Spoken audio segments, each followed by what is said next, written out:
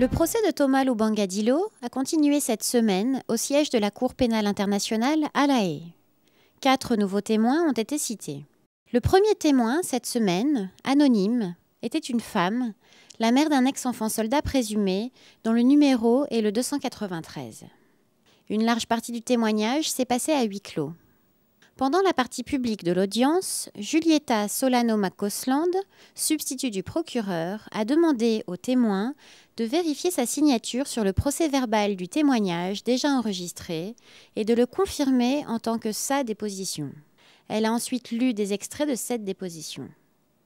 Conformément à la règle 68 du règlement de procédure et de preuve, la Chambre peut autoriser la présentation de témoignages déjà enregistrés si le témoin, comparaissant devant elle, ne s'y oppose pas et si le procureur, la défense et la Chambre elle-même ont eu la possibilité de l'interroger au cours de la procédure. Le second témoin, M. Jacques Kabasele Nzembele, est un magistrat congolais qui était président du tribunal de grande instance de Bunia au cours de l'année 2001. Il a été interrogé par Manoj Sachdeva, substitut du procureur. Vous dites que les décisions étaient prises ailleurs. Savez-vous où ces décisions étaient prises? Quand je parle des décisions qui étaient prises ailleurs, cela veut dire que la justice était presque ignorée. Et donc, quand je dis ailleurs, c'était par les autorités de la rébellion qui assuraient l'administration à Ituri à cette époque-là. Et ces autorités qui étaient chargées de l'administration de l'Ituri, avaient-elles un leader? Et si tel était le cas, qui était ce leader? Moi, je sais que pendant cette période où M. Tshibengabo était ministre de la Justice, le leader de l'administration, c'était M. Thomas Lubanga. Je voulais vous demander, pendant votre détention, avez-vous vu des soldats de l'UPC? Oui, pendant ma détention, j'ai vu les soldats de l'UPC. Bon, moi je me souviens que le jour de mon arrestation, il y avait 2 militaires et un civil qui sont venus me chercher au bureau avec un bulletin de service.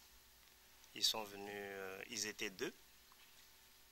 Et le premier jour, quand je suis arrivé au bureau de la DGM, comme c'était un bureau de l'administration, il y avait toujours des militaires qui montaient la garde. Et vers la fin de la journée, j'ai vu un militaire qui m'a dit que moi, je ne pouvais pas rentrer à la maison, que j'étais arrêté. Monsieur Sachdeva, et concernant les soldats que vous avez vus à partir du premier jour où vous êtes arrivé au bureau, et jusqu'au moment où vous avez reçu la visite de ces 4 soldats, est-ce que vous pourriez nous dire plus ou moins quelle était la tranche d'âge de ces soldats? Pourriez-vous nous dire quel âge avaient ces soldats? Les 2 premiers jours, les 2 qui sont venus pour la première fois quand j'étais au bureau, je ne peux pas connaître tellement, mais il y avait un qui devait avoir au-delà de 18 ans et l'autre en dessous de 18 ans. Votre déposition dit que pendant votre détention, il y avait 2 représentants officiels de l'ONG Save the Children qui étaient détenus avec vous et vous avez dit que l'UPC les avait accusés de ramener au Rwanda 2 enfants qui étaient en Ituri sans l'autorisation de l'UPC. Ma question est la suivante, pouvez-vous élaborer sur ces 2 enfants rwandais? Non, je n'ai pas vu les enfants, mais ce sont les responsables de Save the Children qui étaient arrêtés lorsque nous nous retrouvions, nous les prisonniers, on se retrouvait le soir, on se posait des questions, pourquoi vous êtes arrêtés? Alors c'est ainsi que les 2 là me diront qu'ils ont été arrêtés parce qu'ils assuraient le transfert de 2 enfants rwandais dont ils ont eu l'identité des parents et donc ils voulaient faire le regroupement familial en transférant ces enfants-là auprès de leurs parents. Et c'est parce qu'ils n'avaient pas obtenu l'autorisation des autorités de l'UPC que ces dernières les ont arrêtés. C'était ça leur version des faits, ce sont eux qui ont dit ça. Nous échangeons pendant que nous étions au cachot la nuit. la nuit, parce que là, on avait quand même le temps de parler un peu. On est dehors, on prend un peu d'air.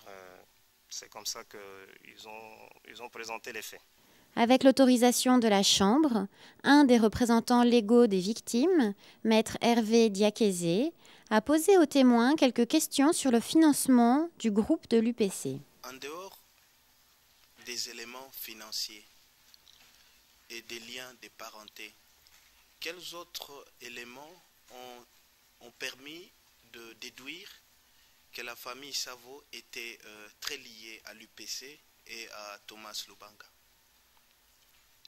Mais la parenté, on ne l'invente pas. La parenté reste parenté. Et quand les membres de la même famille se disent qu'ils sont apparentés, il n'y a pas un autre élément supplémentaire que l'on peut ajouter. Tout ce que moi je sais, c'est que même pendant que j'étais arrêté, Savo Mafuta est venu plusieurs fois pour me dire qu'ils vont voir le problème. Dès que le président Lubanga revient de l'Ouganda, ils iront le voir pour que je puisse être remis en liberté. Et donc quelqu'un qui n'est pas dans la structure officielle, mais qui fait des promesses, et lorsque M. Lubanga est revenu effectivement, j'ai été libéré. Maître Jean-Marie Bijou-Duval, conseil de la défense de M. Thomas Lubanga, a ensuite posé des questions aux témoins. Vous faites état d'une situation particulièrement difficile en ce qui concerne la magistrature en Ituri, puisque vous indiquez « nous n'étions pas payés depuis 1998 », si j'ai bien compris, n'est-ce pas? Oui. Dans quelles conditions financières vous pouviez vivre à Bunia, subvenir à vos besoins, à ceux de votre famille? Oui, peut-être que vous ne connaissez pas les réalités de mon pays. On peut vivre en s'organisant. Et si je dois prendre mon cas personnel, je peux vous dire que savoir comment je vivais, c'est peut-être mon secret avec Dieu. Mais ce qui est vrai, c'est que les salaires ne pouvaient venir que du gouvernement central. Et comme le gouvernement central ne nous a pas payés, comment on vivait, je peux dire peut-être qu'on vivait de la mendicité ou même de la charité. Mais ce qui est vrai, c'est que j'avais mon petit élevage. J'avais un élevage des vaches qui avait été décimé, je le regrette jusqu'à ce jour. Un membre de la famille Savo était venu vous rendre visite en détention, n'est-ce pas, pour vous indiquer qu'il ferait son possible pour obtenir votre libération. Vous nous avez indiqué qu'il était de notoriété publique que des collectes se faisaient et également qu'un système de préfinancement était organisé. Voilà à quoi se résume la manière dont la famille Savo a pu, en tant que commerçant, participer à fournir des fonds au gouvernement UPC sur le plan fiscal. Bon, je ne sais pas, peut-être c'est ça votre déduction, mais je sais que les choses se passaient en pleine journée. Et comme je vous ai dit que c'est une famille avec laquelle j'ai entretenu de très bonnes relations, et donc ce qui s'est passé, en ce qui concerne le financement, j'en étais au courant. La preuve est que quand j'étais au cachot, c'est M. Mafuta qui est venu encore me voir pour me dire que je puisse me tranquilliser et qu'ils allaient tout faire pour que je puisse être libéré.